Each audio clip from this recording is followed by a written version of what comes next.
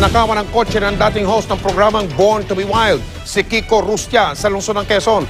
Pero ang ilan sa mga natangay na gamit ay natuntun sa tulong ng tinatawag na Global Positioning System o GPS ng kanyang laptop computer.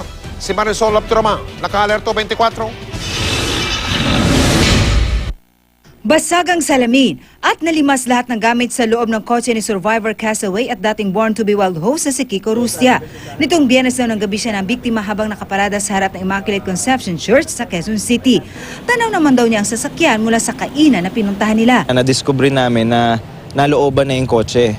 Natangay yung backpack ko. Pinasag, nung nag-crack na, they just pushed it open. So when we discovered it, yung buong pain na lukot-lukot na at sabog na, pero hindi kalat kasi hindi naman shatterproof ko eh. Tinangay ang kanyang bag, laman ng isang laptop, cellphone at kamera at mahahalagang dokumento gaya ng passport at visa. Kinalingguhan, na-trace niya ang lokasyon ng mga ninakaw na gamit sa tulong ng Global Positioning System o GPS ng kanyang laptop. Biglang nag-message sa akin yung aking laptop ng distress signal na he has been found and been accessed in an area in a mall in Alabang.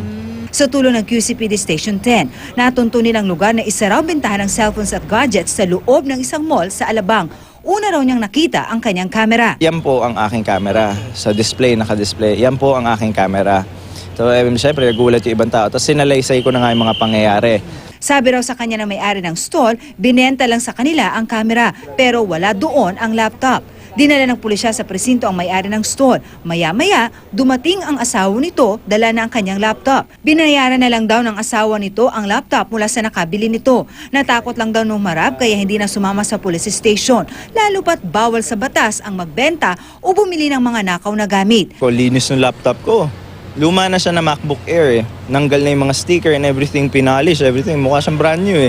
Pero alam ko kasi kulang na screw sa ilalim. Pero wala pa ang mga mahahalagang dokumento. Naniniwala si Kiko. Kilala ng mga stall owner ang nagbenta sa kanila ng kanyang mga gamit. May kaparusahan ng bumibili ng mga nakaw na bagay.